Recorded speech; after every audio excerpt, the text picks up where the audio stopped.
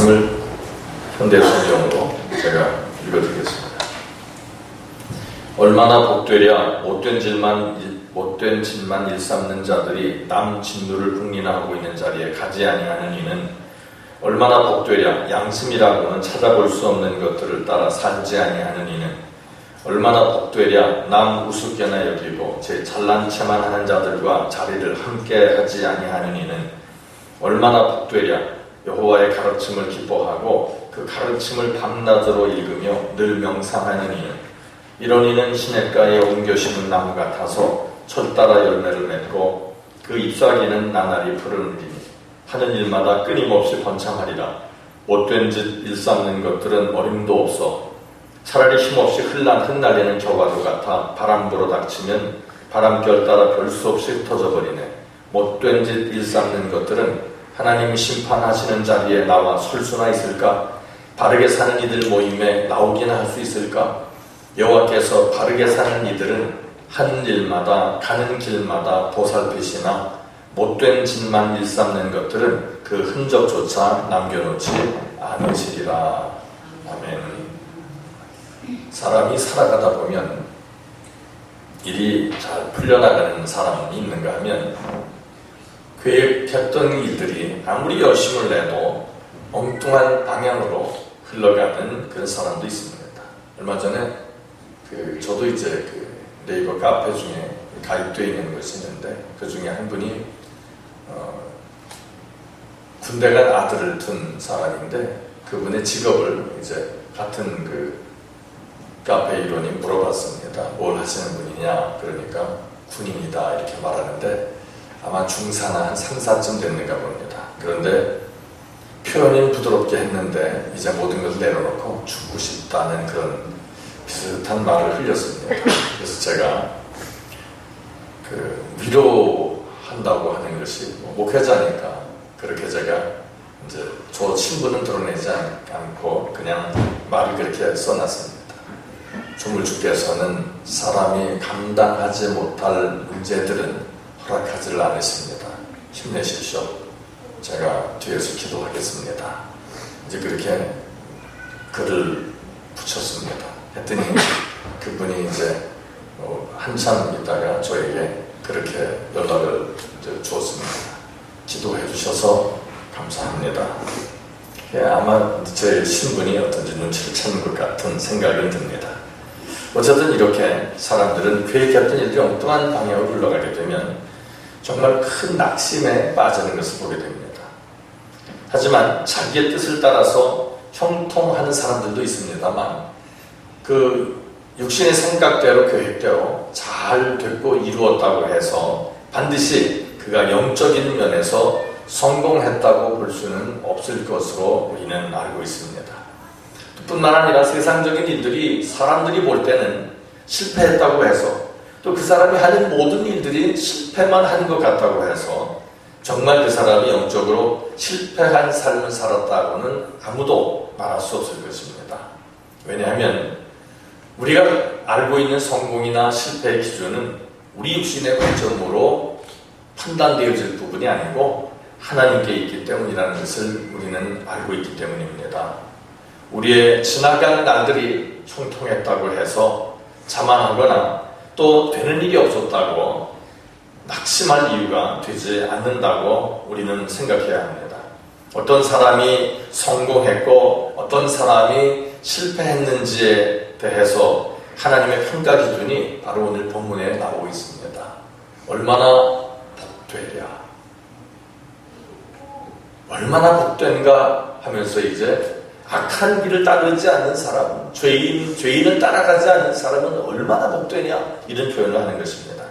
저는 이 시간 우리의 심령과 뇌리에 있는 모든 악하고 더러운 뿌리들이 주님의 입으로 떠나가기를 축복합니다. 우리가 건강한 사고방식을 소유하고 산다면 이미 성공된, 하나님이 보시기에 성공된 삶을 살아가는 줄을 믿어야 하는 것입니다. 시편 1편은 전체를 우리가 암송할 만큼 참 애용하는 그런, 정말 사랑하는 그런 구절이기도 합니다.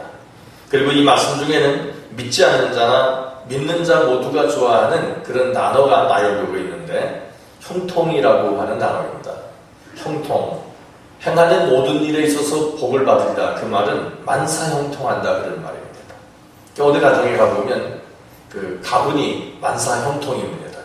그게 가문이 될지는 잘 모르겠지만 어쨌거나 만사형통이라고 해놨습니다. 그 얼마나 불통하면 그런 거를 해놨을까. 늘 형통하는 사람은 형통을 말하지 않습니다. 그냥 기쁨과 감사함으로 사는 것입니다.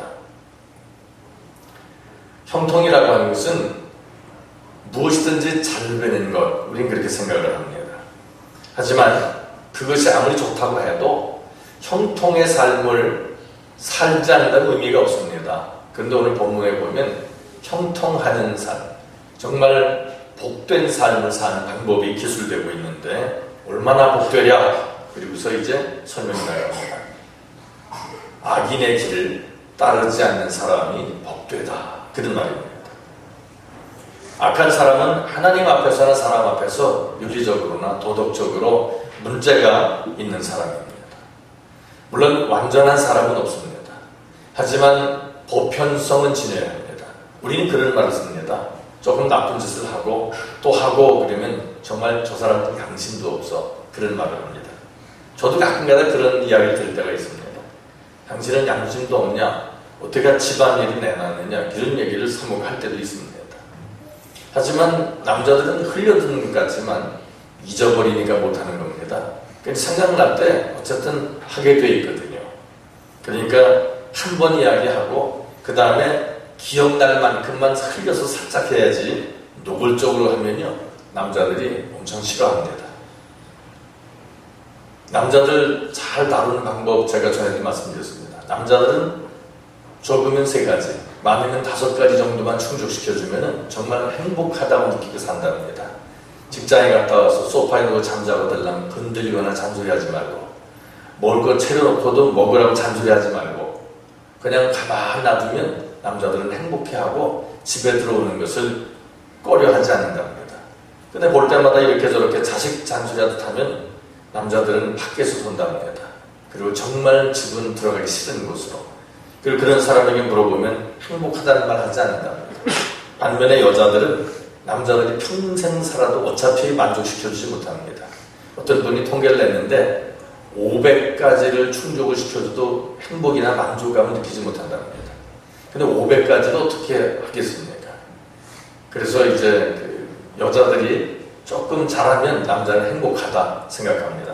한 대까지만 맞춰주면 되니까요. 그런데 여자는 아무리 살아도 행복하다는 말을 하지 않는다고 하는데 여자가 정말 행복하다 한다면 둘 중에 하나랍니다. 하나는 거짓말하거나 또 하나는 정말 그 남자가 잘해주거나. 그런데 아마도 후자는 거의 없지 않을까 이런 생각을 남자들이라면 해볼 수 있을 것입니다. 남자는 기본적으로 배려를 할 줄 모른답니다. 그런데 사기꾼들은 배려를 잘 한답니다. 그러니까 남편이 사기꾼으로 생각되지 않으려면 배려 같은 거는 기대하지 마시고 그냥 남편을 잘 섬기면 가정은 언제나 화목할 줄로 믿습니다. 또 잔소리하지 말고 잔소리할 시간에 기도하시면 나는 내 잔소리를 사람이 변한다고 생각 안 해야 됩니다. 하지만 주님께 기도하면 하나님께서 그를 도우십니다. 그래서 아름답고 행복한 가정으로 만들어 가실 줄을 믿으시기를 축복합니다. 우리는 보통 악한 사람이 윤리적으로나 도덕적으로 잘못된 사람이라고 생각하기 쉽습니다. 살인이나 강도짓 같은 큰 죄를 져야만 우리는 나쁜 사람이라는 의식이 팽배할 수 있는데 그렇지 않습니다. 아주 작은 것에서 걸려 넘어지면 큰 것도 역시 넘어지게 되어 있습니다. 작은 것부터 조심하면 큰 것도 조심하게 되어 있습니다. 옛말에 바늘도둑이 소도둑 된다 그랬습니다. 작은 것, 그거 우습게 여기면 곤란한 것입니다. 어떤 분은 저희 이제 동료 중에 한 분이셨는데 소화가 다 안 되고 좀 뭐가 이상했습니다. 너무 이상하니까 견디다 그리고 이제 병원을 갔는데 췌장암 말기였었습니다. 그래서 이제 그것이 드러나고 나서 열심히 치료했지만 한 달 만에 정말 뼈만 남아서 또 까맣게 사람이 변하더니 그만 돌아가시고 말았습니다. 나이가 많으냐면 저보다 젊은데도 그렇게 속절없이 세상을 떴습니다. 그러나 그 죽음이 정말 그리스도 안에서 주님의 부르심이라면 얼마나 행복하겠나, 우린 그런 생각을 해야 하는 것입니다. 믿음이 없는 사람은 죽음을 영별이라고 생각하지만 우리는 주님 안에서 새 생명이라고 생각하기 때문에 이 죽음이라고 하는 것에 대해서 두려움 없이 살아가는 줄을 믿습니다. 이 죽음에 대해서 두려워하지 않을 때 우리는 그 어느 것과도 타협하지 않을 수 있습니다. 하지만 죽음에 연관된 것들이 우리를 휩싸고 있다면 우리는 나약할 수밖에 없습니다. 그것들이 비옥하면 그냥 넘어지게 되는 것입니다. 성경은 때로 악한 사람을 악한 짐승에, 아주 싸나운 짐승에 묘사하곤 합니다. 사자나 개 또는 황소, 들짐승, 그리고 늑대, 이리에 비유를 하곤 합니다. 그리고 때로는 곰에 비유할 때도 있습니다. 이성 없는 그런 사람들로 인식하기 때문에 짐승으로 묘사하는 것 같습니다. 여기서 말하는 이성이라고 하는 것은 생각하고 분석하고 그런 것을 말하는 것이 아닙니다. 윤리적으로나 도덕적으로나 심각하게 결여되어 있는 그런 사람을 뜻하는 것일 겁니다. 이성 없는 짐승의 특징은 본능을 따라 행할 뿐입니다. 내 것도 내 거, 내 것도 내 거, 이런 생각을 가지고 짐승들을 사는 것입니다. 그래서 이제 짐승같이 먹고 마시고 뛰고 욕구 채우는 것에 서슴지 않는 이런 사람들을 짐승 같은 사람 해서 우리는 옛말에 아주 단문장으로 표현한 게 있습니다. 인면수심, 이렇게 말합니다. 얼굴은 사람의 얼굴인데 속은 짐승이다, 그런 말이 되겠습니다. 우리가 살고 있는 이 세계를 보면 그 윤리적으로나 도덕적으로 얼마나 천박해졌는지 짐승들과 하등 다를 바가 없는 것을 우리는 발견하게 됩니다. 짐승들의 영토 다툼이나 짐승들의 먹고자 하는 본능처럼 돈 몇 푼 벌기 위해서 사람 무시하고 죽이고 그런 일들이 있습니다.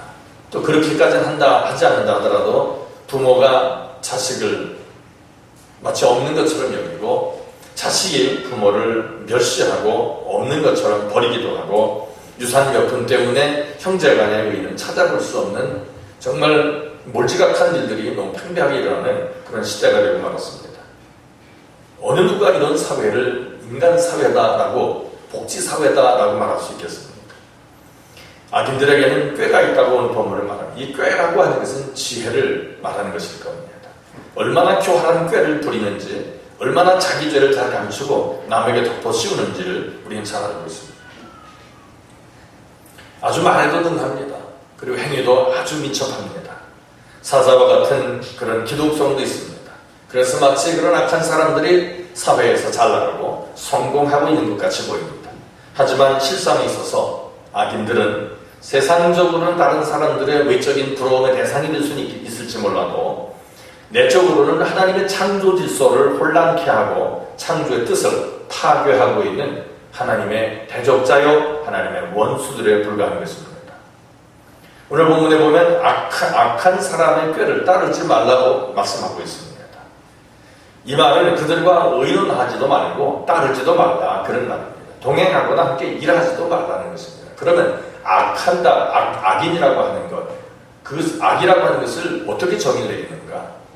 나의 유익만을 위해서 남에게 해를 가하는 겁니다. 그것을 악하다, 이렇게 표현합니다. 악인과 타협하거나 하나님의 일을 회방하는 그런 심령들과 동행하는 것은 하나님 앞에서 총통의 길을 서버리는 것이다, 우리는 생각해야 할 것입니다. 물론 그렇다고 해서 모든 세상 사람들을 멀리해야 하냐, 그러면 전도할 수 없을 것입니다. 정도를 우리가 지키면서 그들의 어떤 조언, 그 꾀를 구하는 것이 아니라 그들을 돕고자 하는 마음으로 진리가 전달되도록 접근하는 그런 일이 있어야 할 것입니다. 우리가 흉통의 길을 소원하고 있다면 악인의 꾀를 좇지 말아야 한다는 것은 우리 주님의 명령인 것으로 받아들여야 합니다. 악인은 간사해서 꾀도 많고 지혜가 많다는 말입니다. 그리고 말도 행위도 너무나도 반듯한 것처럼 합니다. 그래서 사람들 보기에는 마치 성공한 사람처럼 보이고, 그리고 이 땅에서 영화를 누리는 그런 사람처럼 보이지만 6절에 가서 보면 악인의 길은 망하는 길이다 라고 정의를 내려놓고 있습니다. 4절에 보면 악인의 길은 바람에 나는 겨와 같다, 이렇게 표현하고 있습니다. 혀라고 하는 것은 잘 알다시피 쭉정이입니다. 알곡이 들어있지 않은 혀는 허수아비 같을 뿐입니다. 텅 빈 것이고 무가치한 것입니다. 무용물입니다. 주님 나라에 들어갈 수 없는 그런 존재들이다라고 볼 수 있습니다. 결국은 5절 말씀처럼 심판날에 불 속에 던지받고 말 것이라는 것입니다. 이러한 악인의 길을 줬다가는 결국 함께 멸망하게 된다는 것을 기억해야 합니다. 아내가 좀 잘못된 길을 간다 하면 남편이 막아서야 합니다. 남편이 잘못된 길을 간다 하면 아내가 막아서야 합니다. 그 악한 이런 길 끝에 좋은 것이 생기는 것 같아도 그 좋은 것은 독약과 같은 것이고 결국에는 모두를 망하게 할 수밖에 없는 것입니다. 요즘에 보면 국회의원들이 국회의원 연금법은 슬그머니 통과시키는 모양입니다. 그런데 이제 100만 원 이상인가요? 얼마를 이렇게 취하면 형사건으로 이제 체포할 수 있는 그런 것에 누가 발의를 했나 본데 그거는 지금 계속해서 계류 중이다. 이런 말하는 것을 제가 들었습니다. 그래서 그렇게 말하는 분이 엄청 분노하는 것을 볼 수가 있었습니다. 요즘에 보면 국회의원 잘 나가던 분들 이렇게 저렇게 들통나지요.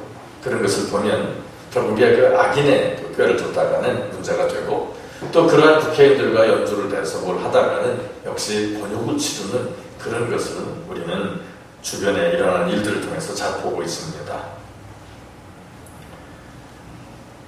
악인들과 함께 있다가 그들이 불탈 때 모든 소유를 다 잃어버렸던 그런 사람이 성경에 나옵니다. 롯이라고 하는 사람입니다. 베드로서에 보면 의인 롯이라고 표현하고 있습니다. 그런데 그 의인 롯이 선택을 잘못합니다. 세상적으로 좋아 보이는 것을 그가 선택했다가 악인들이 불러 멸망할 때 함께 모든 것을 소멸당하는 그런 어리석은 결과를 맞게 됩니다. 그리고 생명만 간신히 부끄럽게 구원받는 것을 우리는 볼 수 있었습니다. 악인은 의인의 회중에 들지 못한다. 의인의 무리 가운데 들지 못한다. 이렇게 말씀합니다. 하나님의 거룩한 성에 들어갈 수 없다는 것입니다. 왜냐하면 악인은 가라지이기 때문입니다. 우리가 몸으로만 교회 생활하면 안 됩니다. 우리 심령이 예수께 속한 그래서 악한 거짓된 모든 죄악된 것들부터 멀어질 수 있기를 주의 이름으로 축복합니다. 가라지는 결코 곳간에 들어갈 수 없고 오직 불구덩이밖에 기다리는 곳이 없습니다. 농부가 가라지를 곳간에 들일 수 없듯이 하나님도 가라지를 천국 곳간에 결코 들이시지 않으실 것입니다. 하나님은 끝날에 가라지를 솎아내시고 갈라놓으시고 구별하셔서 불못에 던져 넣으실 것으로 성경은 묘사합니다. 이것이 가라지의 운명입니다. 이 가라지는 타인에게 해를 끼치는 것입니다. 주변이 오염되게 하고 그런 것입니다. 한 마을 밀가루에 가라지 2-3알만 들어가도 써서 음식을 만들어 먹지 못한다라고 말하고 있습니다. 우리는 누가 가라지인지 알 수 없습니다만 우리가 알 수 있는 것은 악인의 꾀를 줬다가는 가라지가 될 수밖에 없다는 것입니다. 하나님께서는 하나님의 자녀들이 악을 떠나게 되기를 원하십니다. 우리는 분명히 알아야 합니다. 하나님 앞에서 악인의 길을 쫓는 사람은 형통의 삶을 누릴 수 없다는 이 진리를 말입니다. 한 걸음 더 나아가서 악인의 길을 쫓는 이상 악인이 심판당할 때 같이 심판당하는 것도 기억하실 수 있어야 할 것입니다. 다음으로 우리는 죄인의 길에 서지 말아야 한다고 성경은 말씀하는데 왜 죄인의 길에 서지 말아야 하느냐? 그 앞에도 보면 복되도다 이렇게 말합니다. 그러니까 이 복된 사람이 되려면 악인의 길을 버려야 하는 것이 첫째라면 죄인의 길에도 서지 말아야 된다는 것입니다. 이 죄인의 길은 반역하는 길입니다. 누구에게 대한 반역이냐? 하나님께 대한 반역입니다. 왜냐하면 주님께서 이 땅에 오셔서 우리의 죄를 위해서 당신의 생명을 내놓으셨습니다. 그래서 우리는 그 피의 길을 걷고 있는 것입니다. 그런데 그 길을 외면하고 우리가 죄인의 길에 선다면 우리는 하나님의 대적자가 되고 마는 것입니다. 죄라고 하는 말은 반역을 벗어난 화살 그런 뜻이 있다고 합니다. 하나님의 말씀에 못 미쳐도 반역을 맞추지 못한 것입니다. 또 지나쳐도 맞추지 못한 것입니다. 이스라엘 사람들 중에서 종교 지도자들은 그들의 행위가 지나쳤습니다. 하나님의 뜻에 목적지가 되지 아니하고 자기들의 욕심이 목적지가 목표물이 되어 있기 때문에 하나님의 뜻을 그냥 지나가 버리고 말았다 하는 것입니다. 그런가 하면 주님의 그 당시의 자녀들은 또 진리에 대해서 알려고 하는 것이 없었기 때문에 항상 하나님의 뜻에 못 미치는 생활을 했습니다. 그러다 보니 종교 지도자들이나 평신도였던 모든 백성들이 다 하나님의 뜻에서 멀어진 그런 죄인들이 되고 말았다고 하는 것입니다. 불순종의 기름이처럼 죄인에게 설 수밖에 없는 것입니다. 하나님의 뜻에 못 미친 그런 그 사람을 누가 살았느냐? 바로 달란트를 받고도 그 재능 따라 살지 못하는 이런 사람들이었다고 성경은 말씀하고 있습니다. 하나님은 하나님의 자녀들이 죄의 길을 떠나기를 간절히 원하십니다. 그분은 우리 위해서 십자가를 지신 분이십니다. 그분의 우리 향하는 그 사랑을 우리가 더 이상 외면해서는 안 될 것입니다. 우리가 좋게 보이는 것들 문제 있습니다. 우리 육신에 좋게 보이는 모든 것들은 우리를 심각한 곳으로 끌고 가는 것입니다. 십자가의 길은 그렇게 만만한 길이 아닙니다. 그 다음으로 복된 그런 삶을 살려면 오만한 자리에 앉지 않아야 된다라고 말씀합니다. 오만하다 그 말은 또 다른 말로 교만하다 이렇게 말할 수가 있겠습니다. 좋은 차 타셨습니까? 그 폼재고 다닐 거 없습니다. 그 좋은 차 탔다고 기분 우쭐해서 다른 사람들 보란 듯이 사는 것이 바로 오만이고 교만입니다. 이런 사람들은 벌써 하나님께로부터 버림당한 침대가 없습니다. 좋은 아파트 살았다면 그 좋은 아파트를 전도의 기지로 삼아야지, 전도의 전진 기지로 삼지 못하고 다른 사람에게 의스되는 그런 것이 된다면 그 아파트는 그 가정에 속한 신령들에게 저주받게 되지 않는다는 것을 기억해야 합니다. 오만한 자리에 앉게 되면 이처럼 하나님을 대적하는 것이 될 것이고 결국은 멸망할 수밖에 없습니다. 오만한 사람은 자기 자신을 절대화시킬 수밖에 없습니다. 독선과 이기주의로 살게 됩니다. 남편도 자기를 위해서, 아내도 자기를 위해서, 또 교인들도 자기를 위해서, 목사까지도 자기를 위해서, 심지어는 하나님까지도 자신에게 맞추기 원하는 사람이었습니다. 저도 그런 이야기 한 2차례 들었습니다. 뭐냐면 설교를 하는데 하나님의 뜻이 그렇게 되어 있지만 우리가 원하는 그런 설교를 좀 해주십시오 라고 제가 그렇게 2번 부탁을 받은 적이 있었습니다. 그럴 때 제가 그렇게 말했습니다. 당신이 원하는 것은 성경에 기록되어 있지 않고 그것을 하라는 얘기는 나보고 거짓말하라는 것인데 그렇게 거짓말하면서 그 길을 걸 것 같으면 내가 목사생활 안 하겠습니다.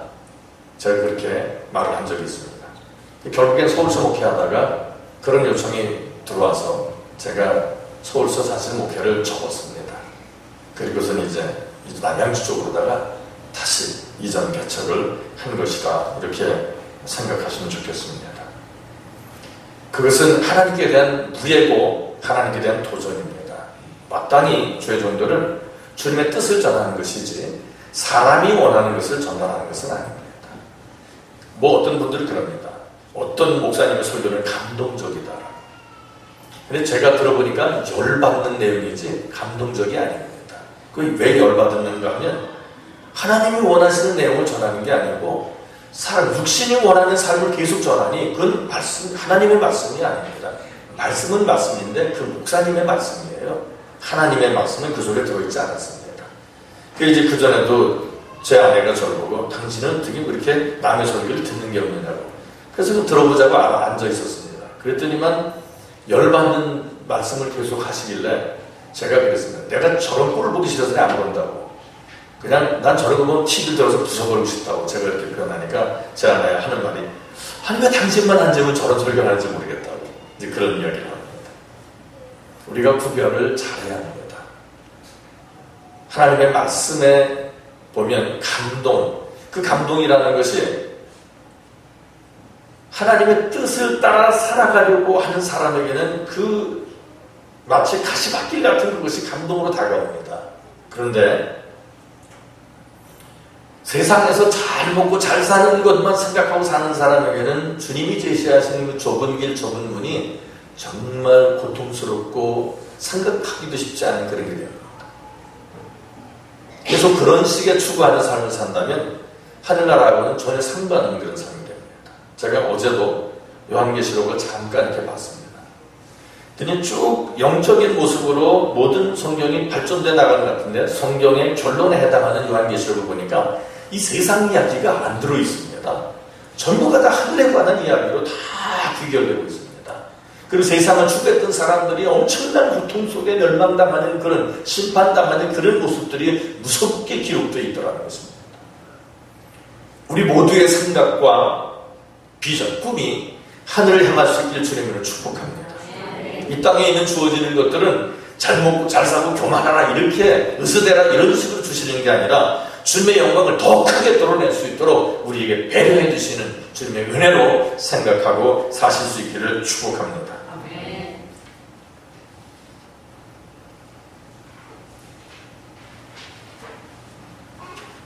노아 시대 사람들이 아주 오만했다고 성경은 표현합니다.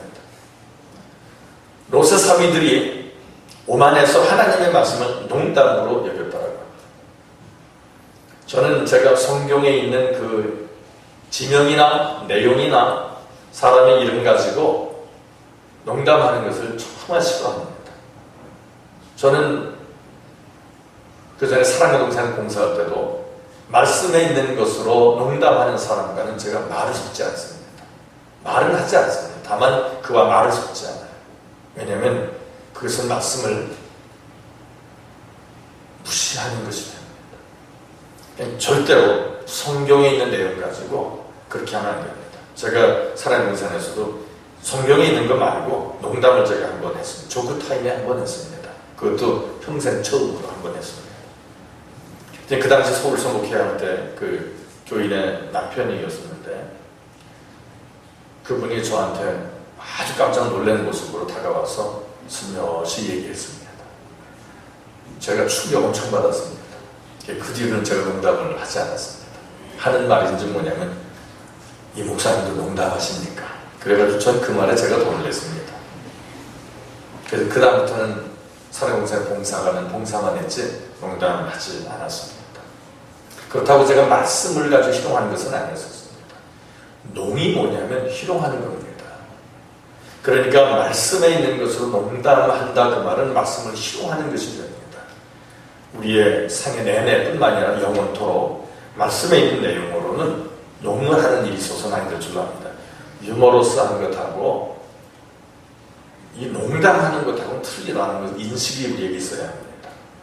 그럼 재치 있게 답변하는 것은 좋습니다. 하지만 농담한다는 자체는 듣는 사람을 멸시하는 것이 되기 때문에 조심해야 되는 것입니다. 바로가 그랬습니다. 발람이라고 하는 하나님의 선지자도 그랬습니다. 말씀을 농으로 여겼다는 것입니다. 뿐만 아니라 예수님 시대 때 바리새인도 그랬습니다. 그러다가 모두들 망하고 말았습니다. 사랑하시는 주님의 자녀인 우리 모두가 주님이 나를 위해 십자가에 매달려 죽으셨음을 언제라도 기억하면서 잊지 말아야 합니다.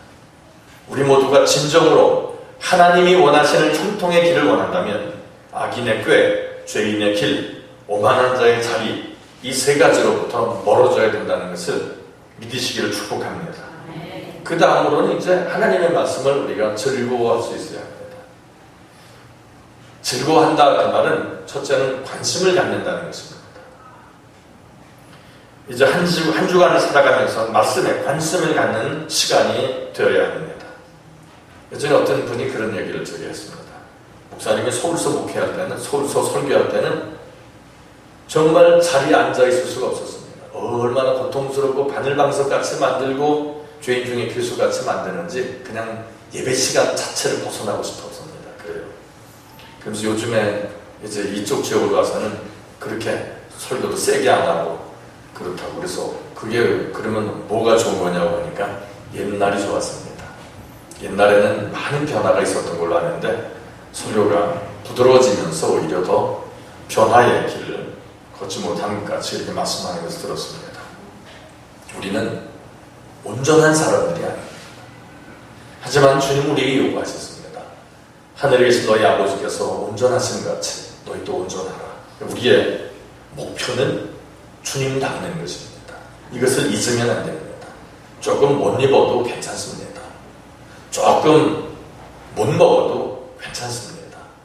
주님 나라를 잃지 않는다면 우리는 그거보다 놀라운 희망과 소망이 없음을 잘 알고 있기 때문에 그렇습니다.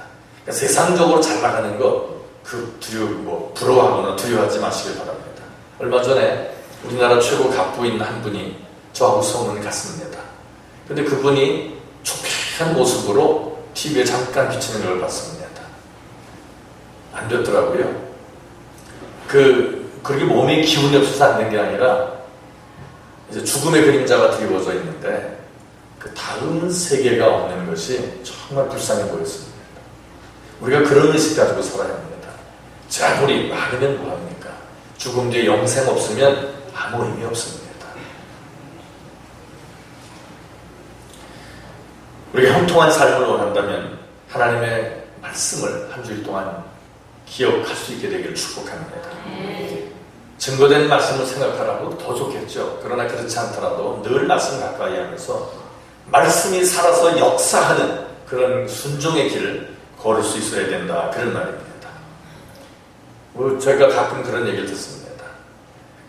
예수님을 제대로 믿지 않을 때는 삶이 엉망이었고 가족들로부터 별로 인정도 받지 못했는데 예수님을 잘 믿고 말씀을 따라 이렇게 살아가다 보고 하니까 가족들이 정말 좋아하고 행복해하는 모습을 볼 수 있어서 참 좋습니다. 그런 말씀 제게 가끔 들려줍니다. 그러면 저는 정말 목사된 보람을 느낍니다. 목사가 하는 일이 뭐냐면 하나님의 말씀이 하나님의 백성들의 속에서 살아서 역사하게 만드는 겁니다. 사람이 말을 제 아무리 잘해도 사람이 바뀌지 않습니다. 하지만 하나님의 진리가 사람 속에서 새겨져서 역사하면 사람이 바뀌게 되어 있습니다. 그러니까 설교를 잘 듣고 변하려면 실패하는 겁니다. 말씀을 잘 받아들여서 말씀대로 순종한다면 우리는 주님이 원하시는 아름답고 복된 삶을 살 수 있게 될 것으로 믿습니다. 그 다음으로 말씀을 생각하되 주야를 묵상하라고 말씀합니다. 주야는 항상입니다. 어떻게 우리가 잠잘 때까지 그러겠는가? 그런데 예전에 은혜를 크게 한참 받았을 때 보니까 주야라는 말이 이해가 됩니다.